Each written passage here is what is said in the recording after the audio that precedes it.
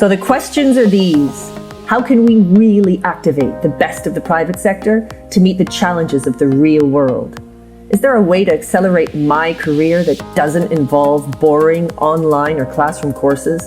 And can I really impact people in the developing world with the skills that I have? Can I finally feel proud of what I know? Those are the questions, and this podcast will give you the answers. My name is Philippa White, and this is TIE Unearthed. Keep listening, and you can follow us on our journey as we show you how we're connecting the private sector with the social sector to make change.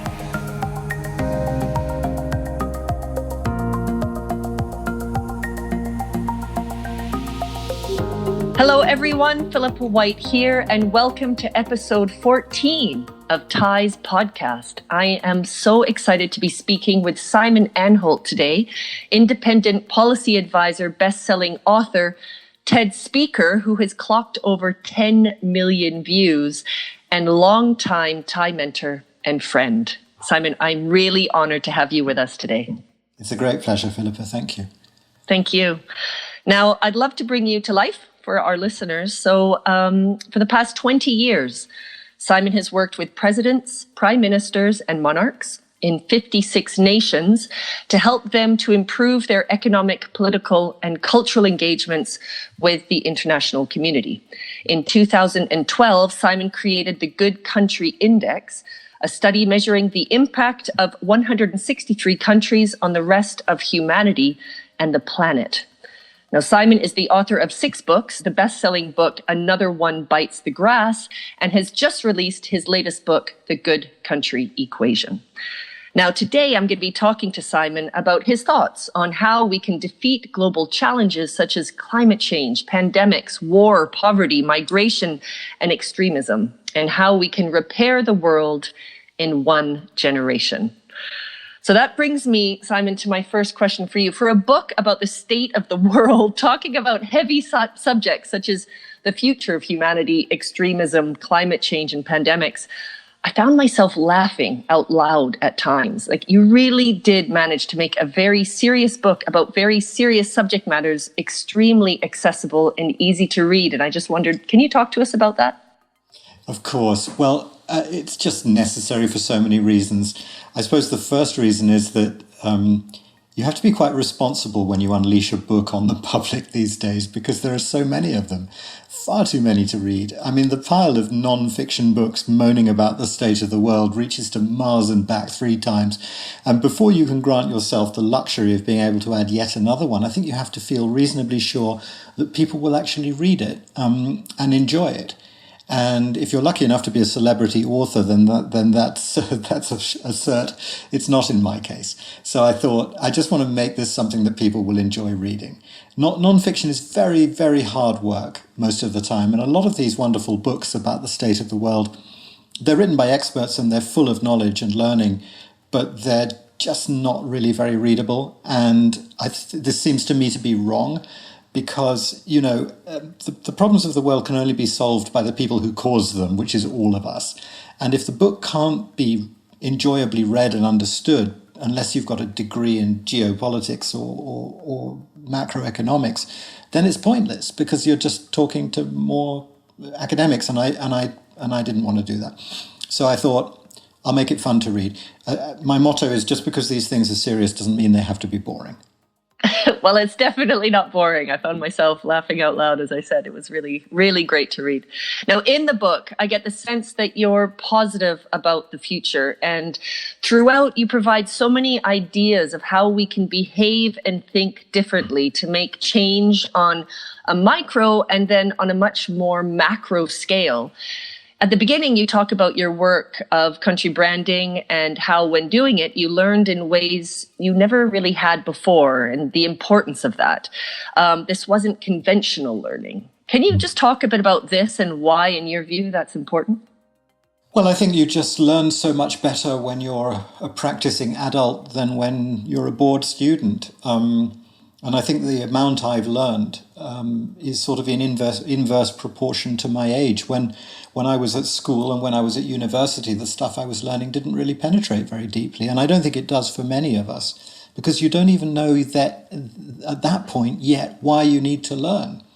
And it doesn't chime with an awful lot of your experience because you haven't had any experience apart from trying to learn things. So I found that after leaving university and starting to work in a really very sadly unprepared way, I kind of made up for that by learning at an incredible rate. I became a kind of sponge. And as I learned things, it was in context and it was deeply, deeply relevant to what I was actually doing.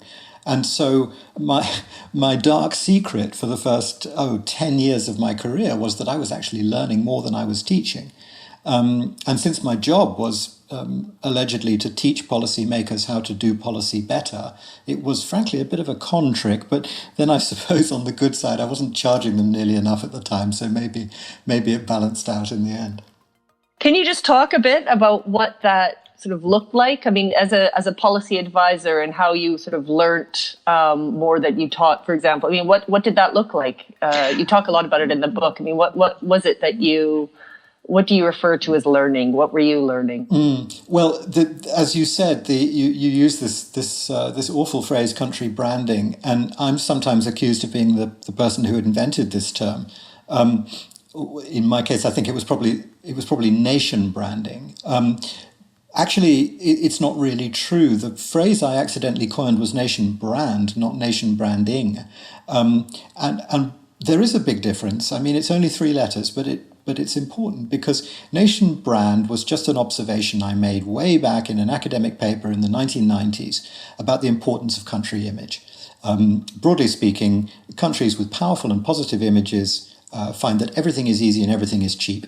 If they want to attract more tourists, more investors, more talent, sell more products at a higher price, their population finds it easier to get jobs and get university places around the world. If you're a country that's admired, everything's easy. If, on the other hand, you're a country with a weak or negative reputation, everything is difficult and everything is expensive. And you're constantly having to try and fight against the headwind of these negative perceptions or absent perceptions of your country. And so the work that I was doing in the early years was basically advising countries on how to understand how they were perceived by ordinary publics, but also by elites, diplomats and investors and so forth around the world, and how this should affect the way that they ran their own countries. Because it by that stage, it had become a globalization necessity. The countries have got images, and those images are amongst their most valuable assets, and governments, this was another awful phrase, I said something like governments need to be brand managers as much as they're policymakers.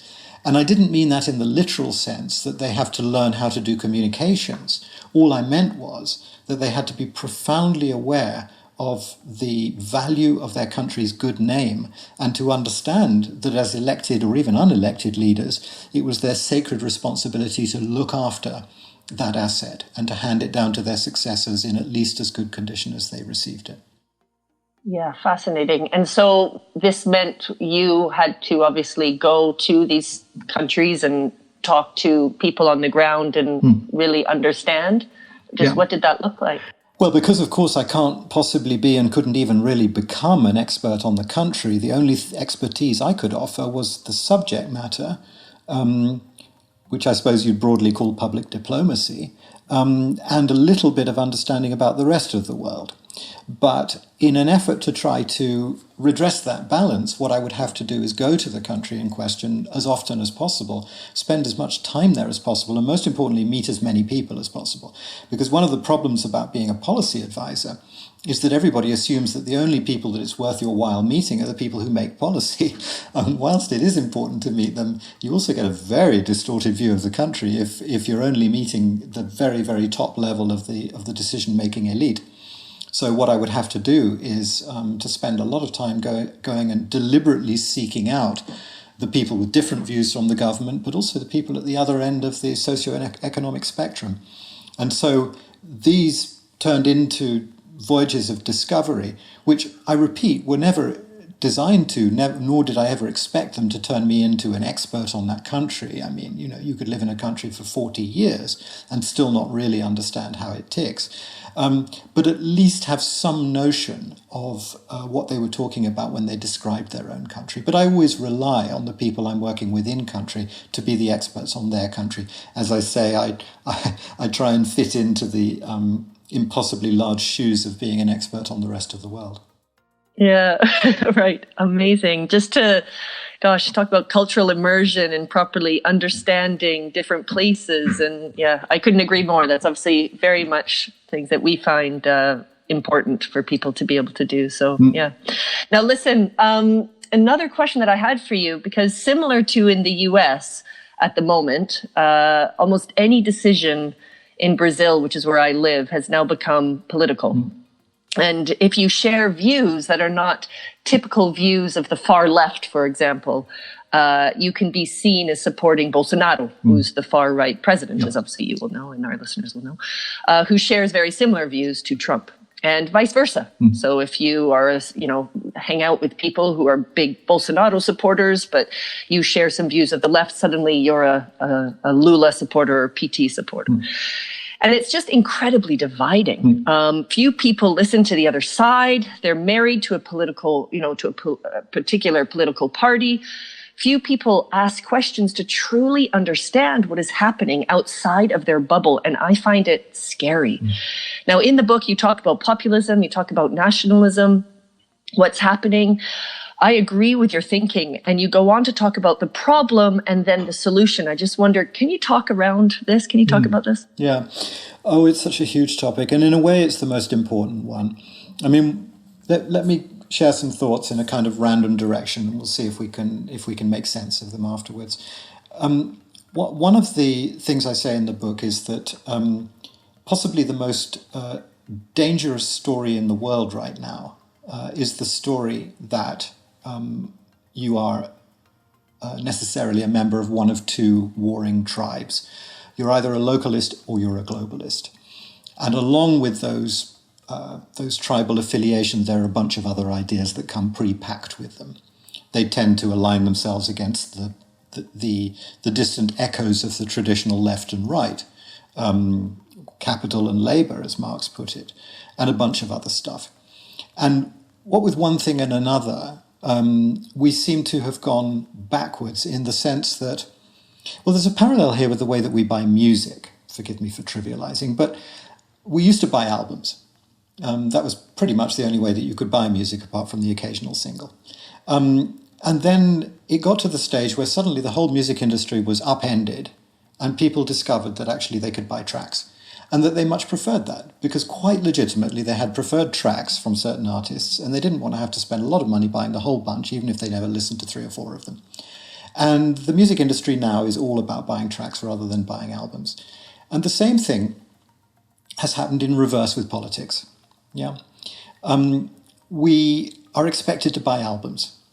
We are expected to buy into and to subscribe to all of the policies, past, present, and future, that a given random group of people might come up with just because they are that given random group of people, and we've branded ourselves as being part of that tribe. And this is thoroughly unsatisfactory because the old ideologies are in any case no longer a sure guide of what kind of policy reactions policymakers will have to a given situation, because the given situations are now so unpredictable and unfamiliar. And the classic examples are all around us, like Brexit, for example. You had no way of knowing in advance what was the left-wing approach to Brexit or the right-wing approach. And so we're in a situation where we should be buying more and more tracks and becoming deeply involved as citizens in policy making and deciding, is this the right policy for this set of circumstances or is it the wrong one? We find ourselves more and more and more pressured into not just buying albums, but buying one star who we worship. And basically identifying ourselves with that star, fusing our identities with his or her identity, and saying, that's it, I've bought everything in advance. This is not prejudice, this is not stupidity, this is not ignorance, this is laziness. And I basically make the same calculation when it comes to racism and intolerance. People often say that racism comes from ignorance, and of course there's some truth in that, but I see it as coming much more directly from laziness. It's so simple. It's so much easier to prejudge people according to what group you think they belong to than it is to try to figure them out as individuals, because individuals are so complex and so imponderable, and you can spend your life trying to get to know the one person who you share your life with and still not really know them by the end of it. And that's what's wonderful about the species that we are. But if you can't be bothered to do that, and most of us can't most of the time, then you can just say, you know what, Philippa, the reason you're like that is because you're a woman. Or the reason that you're like that is because of the colour of your skin. I mean, it's absurd and it's random, but it just makes everything so much simpler. And we are all falling into this trap, and we're falling into the trap maybe not even because we're lazy, but because we think we're busy. Because we've got so much on our minds. And at the same time, we're also losing touch with what is reality and what is fiction. And for that, I mean, gosh, you could blame any part of the media. You can certainly blame social media. This morning, I decided I was going to blame the Discovery Channel because I suddenly noticed that they broadcast here in the UK about 10 Discovery Channels, or 7 or 8, I don't know what it is. And it suddenly occurred to me that actually 2 or 3 of them were full of fantasy masquerading as documentary, and the other ones were documentaries. And the tonality, the style in which the programs are made are identical. So on the one hand, here you've got a factual program about sharks, which looks for all the world like a documentary, and is. And then here, you flip one channel, you've got a program about ancient aliens, which is masquerading as a factual documentary. And it's got the same voiceover, delivering the same sententious script in the same measured, authoritative tones, and there is no health warning. I mean, are we stupid? Yeah, we are a bit. And unless somebody says to us, by the way, this one is fantasy pretending to be a documentary and this one isn't, we end up in a world where we actually don't know what to believe anymore because it comes through those big screens or those little screens, and we lose touch with reality. And that seems to be what's happening at the moment. We need to find our way back from that. Yeah. And just, I mean, a little, sort of going off a little bit, but just still on this thinking just about having to be able to want to understand about other people and be able to put ourselves in other people's shoes, and seeing things as the Anais Nin quote, we see things as we are, not as they are. And, I just wonder just the importance of, you talk a lot about this in the book, the importance of diversity, the importance of mixing with people that are different to ourselves. And that actually brings us back to sort of the beginning of what we were talking about when you started out doing what you do and how you learned so much being based in different countries and really probably having to get under the skin of different worlds. And actually how important that is if we look at sort of what we're facing now.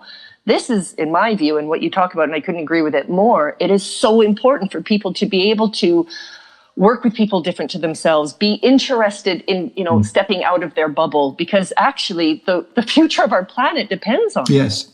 And the whole thing is often framed in such an unfortunate way.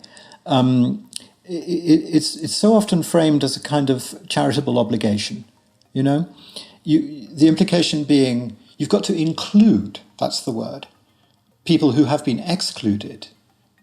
Why? The implication is because they're disadvantaged, because you feel sorry for them and they should be part of this wonderful party that the advantaged people are part of.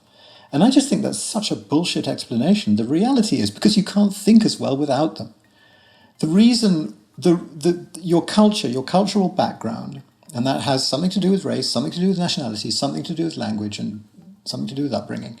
It defines to a terrifying degree what you're capable of inventing, your imagination, your powers of creativity.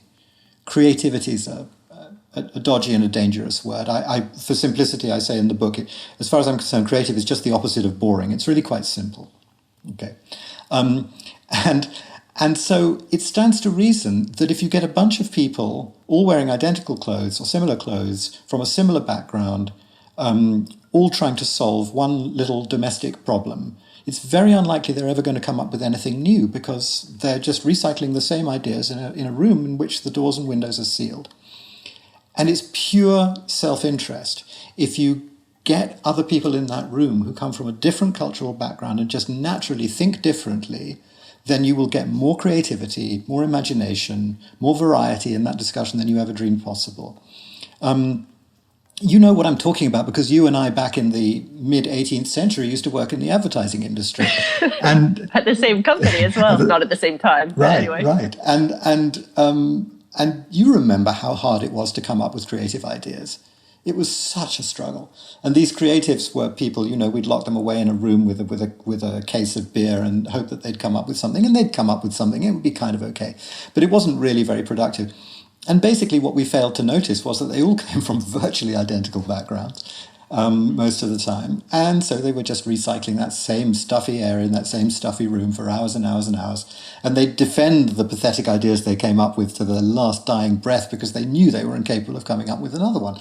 And the first time I started working with an international team of people who perhaps individually weren't even all that brilliant, but just came from different backgrounds, we suddenly discovered that it multiplied by an enormous factor, by orders of magnitude, the number of original ideas that came out of it. And most of them were rubbish and you couldn't use them, but there were elements in those ideas that could then be painstakingly separated out and reconfigured and turned into genuinely new stuff. And I just think that this is one of the benefits of globalization. Globalization, by the constant mixing and admixing of different cultures and races and creeds and languages, has brought the most powerful creative force to our fingertips than we've ever had before. The power of inventing new ideas, and we need that right now, and we're going to need it in the future. So that's one of the good things about globalization, and one of the things I try to do in the book is to acknowledge that globalization has been allowed to go horribly wrong and to create enormous inequity and enormous injustice and even poverty in some areas. But we shouldn't throw out the baby with the bathwater. Globalization is an instinct of humanity. We couldn't stop it if we wanted to. The story of humanity since we walked out of the Great Rift Valley all those thousands of years ago has been the story of us trying to get back together again. And we've done that now. We are almost one tribe again, at least in theory, and we can't go back. We just have to make sure that Globalization 2.0 is a little bit more considered, a little bit more cautious, a little better thought through, a little more responsible. Yeah, and that brings me beautifully to what I wanted to talk to you about as well, because in the book you talked about how the pandemic has separated us physically, but it's also brought us closer together through this shared experience. And I feel as though people now more than ever are keen to find ways that they can be the change that they want to see in the world, how they can be make things better moving forward in humanity 2.0 or whatever you just globalization, not humanity. Globalization 2.0.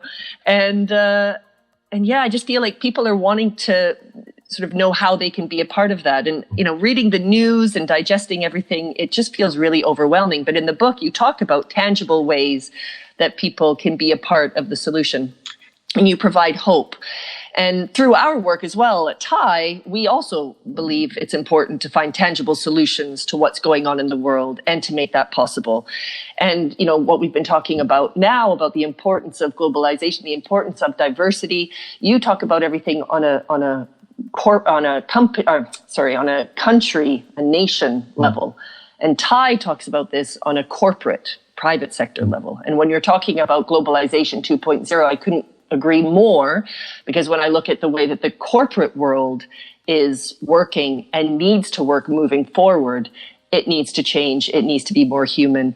And I'd just love to hear your thoughts on what TIE's doing and why you believe it's important in relation to what you're also working towards. If you have a few thoughts on that, I'd love to hear. Of course.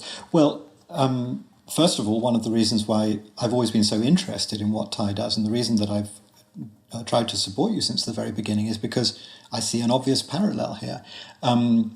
What you're working on very effectively in the private sector is actually very similar to what I've been working on with considerably less success in the public sector.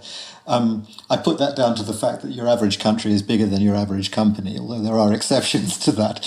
I was going to say, yeah, I wouldn't compare, but anyway, yes. But also because you're very sensibly working directly on the remedy. You're actually producing remedies every day. And I think that's what's so exciting about it. You can see the stuff working. You can see people changing, and you can see them becoming more understanding of different places and their needs. And, it's building a better world, brick by brick. And this is what we need. We need so much more of it. In terms of the domain, it's quite interesting because I'd started to see this book, The Good Country Equation, as being the first book of a trilogy.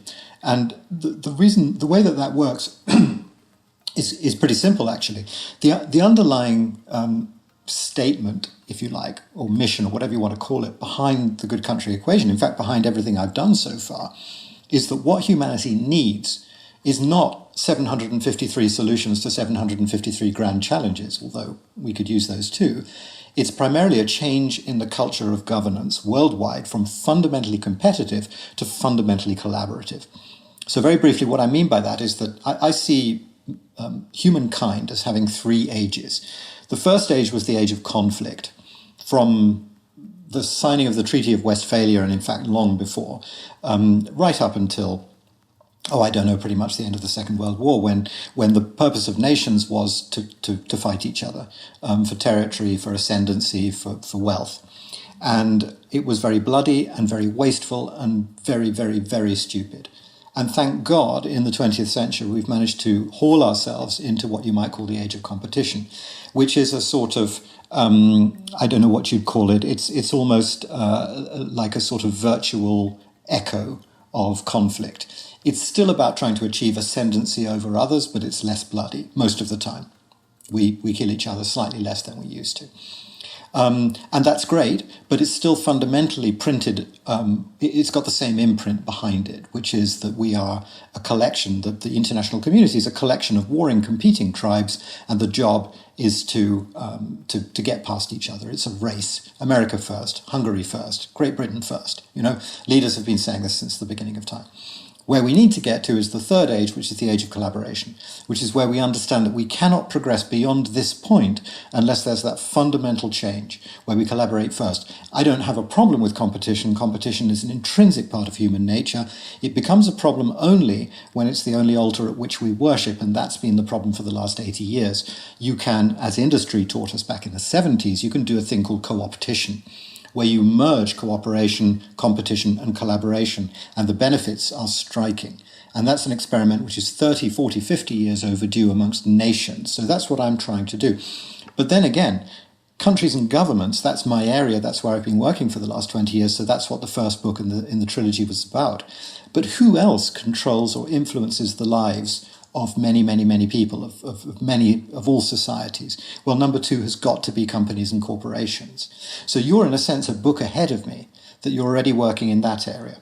I'm going to be stealing ideas from you for the next one. Assuming, of course, that I to contribute whatever I can. Thank you. Well, I'm gonna definitely take you up on that. And then the third one is about religions, but I'm not letting myself write that one until I'm 70, because I don't think anybody should be allowed to write about religion until they're 70. Well, I look forward to reading all of these, but I've obviously read the first one, but I look forward to, reading the next two and contributing how I can. So that actually brings me to the next thing I wanted to just ask you about. And we don't have tons more time, but this is also a really important question, as you've come up with a framework that can help countries move forward and be more collaborative, called the Good Country Equation, which is obviously the name of the book. Now, can you talk about this, how it came about, and also your thoughts about what we need to change and do so that we can embark on real progress in the world, considering climate change and responding to the pandemics and et cetera? Okay, so first thing to say is the Good Country Equation is deliberately very simple. It is a massively simplified account of what's wrong with the world and how we can fix it. That's deliberate. I'm in love with simplicity. The older I get, the more I worship it. Not, I hope, the simplicity that comes from only seeing the surface of things, but the simplicity that comes from seeing through the surface of things and understanding the simple lines of what's actually going on underneath. And so if you spend a lifetime contemplating the grand challenges, from climate change and pandemics through to conflict, inequality, human rights abuses, human trafficking, modern-day slavery, narco-trafficking, small arms proliferation, on and on and on and on and on, and then you take a step back and you squint at them, you see a few things beginning to emerge. First of all, they're all caused by human beings, all of them. So in a very, very fundamental sense, this is about us. This is about all of us. And where humanity is the problem, humanity is the solution. I'll come back to that in a second. The other thing you notice is that none of these problems, or very few of them, have happened recently. They've all been brewing for decades and generations. And so the idea that, a couple of NGOs could grab onto a couple of these huge challenges and fix them before they check out is pure hubris. It cannot be fixed in less than a generation. And that's because of the first reason. We really do need to change humanity in order to change the world. And if you want to change humanity, you have to take a generational view. We may just about have a generation if we're really, really serious about this. So that brings me to solution one. Solution one is, how do you change humanity? Every single one of the grand challenges, as I say, is caused by the behavior of people. The behavior of people is caused by the way that they're brought up or fail to be brought up. And therefore, whatever the question is, the answer is education. And what I call for in the book is the project that I'm now working on pretty much full time, which is called The Good Generation. And basically what this says is, we know that the right sort of education produces the right sort of people who have the right sort of attitude towards living in the world. Greta Thunberg, the Swedish climate activist, is the perfect example. They teach climate change in Swedish schools. As a result, Greta, before she's even left school, is more effective as a climate change advocate than most of us have been in the whole of our lives. And that's because of education. What I know about climate change I've picked up as an adult, and so it doesn't run as deep in me as it does in Greta.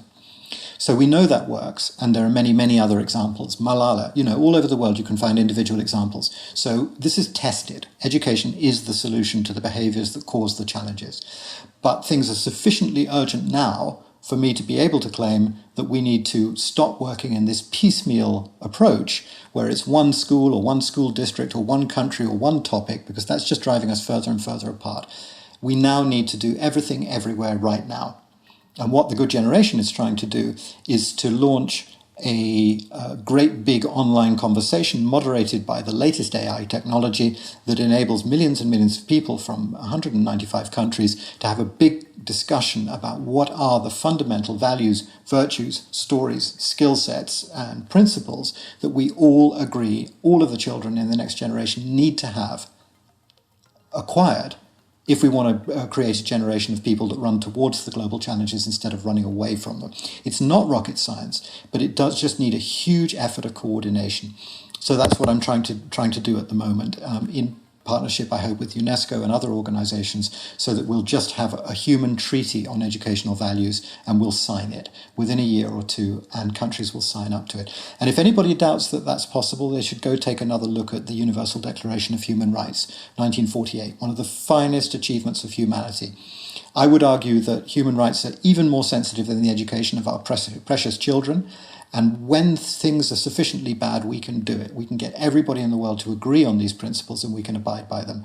And, pretty much that's what we've done. So this would be in the order of a Declaration of Human Rights or a UN Charter or something of that sort. So I only told you half the answer. Have I got 40 seconds to do the other half? Yes, please. Okay. Well, so the other half I kind of hinted at already, and it was much of what we were talking about before. The other thing that's wrong with the world, apart from the way that people behave, is the way that countries behave. Because they don't have this culture of cooperation and collaboration first, we never bring enough resources to bear against the grand challenges to fix them in the time frame that we've got. So much of what's in the book is about trying to find hard self-interest reasons why countries would want to start doing the right thing. Instead of just sort of endlessly saying to them, please be kind, please be altruistic, please sacrifice yourself for the benefit of other nations, which goes nowhere, which doesn't even produce necessarily the right benefits, and anyway is never listened to because nations are not moral entities. They're not designed to be. And just going to them and saying, please do more about climate change because it's your duty, as we've seen with governments like the Brazilian government at the moment, it doesn't get you very far because you're talking the wrong kind of language. I'm not, I hope, a cynic, but you have to be a bit cynical when you're talking about the nation state, as indeed you do when you're talking about the corporation.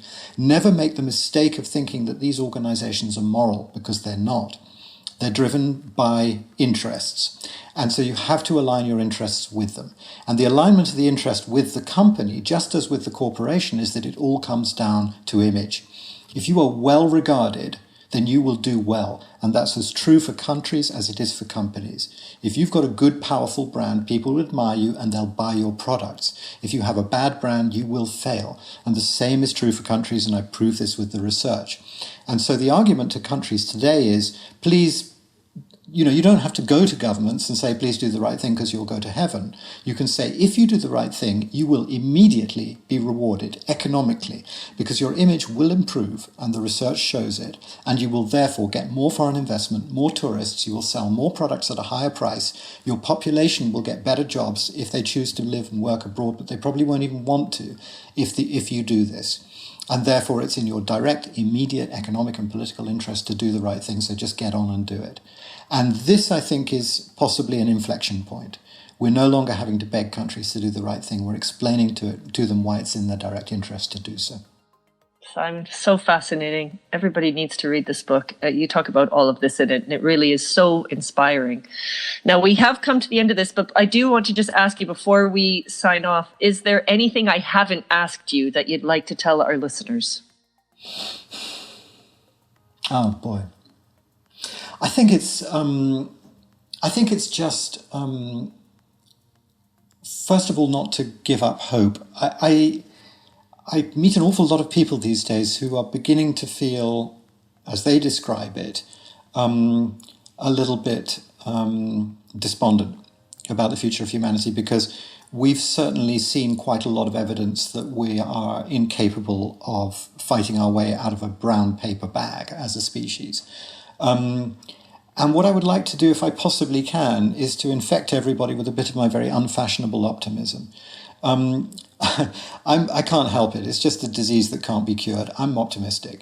I'm optimistic, A, because when I look at the kids that I'm working with a lot with the Good Generation Project at the moment, you can't help but feel optimistic. Generation Z, Generation Z are the best generation we've ever had. Even though they have the attention span of a gnat, and they drive me crazy because they don't read anything, nonetheless, their attitudes are spectacular. And one of the things I always say about Greta Thunberg is that she's discovering that her generation have got all the right attitudes, but they don't have yet the experience or the knowledge or the mechanisms or the power to bring change. We, my generation, we have the knowledge, we have the mechanisms, we have the experience, but we sure as hell don't have the right attitude. So somehow or other, it's got to be a combination of those two. But if we can bring together and work together, not only the nations of the world, but also the generations, and regard each other with respect and attention and patience, and if we can learn to listen as well as speak to each other, then I think we can crack everything and more that's currently facing us. Fantastic. I couldn't agree more. What a great message to leave this podcast on. Simon, thank you so much for your time and for your words and your wisdom. I urge everybody to get this book. There's obviously going to be a link on the podcast where you can click on it, get it as a present for Christmas. If you can't get it, where you can get it on Audible. If you can't get it sent to you, I think everyone needs to read it. So thank you. Thanks for your time. And thank you for helping Ty for all these years. And thank you what you're doing as well. It's really worth it. Oh, great. Take care. Bye. Have a lovely rest of the day.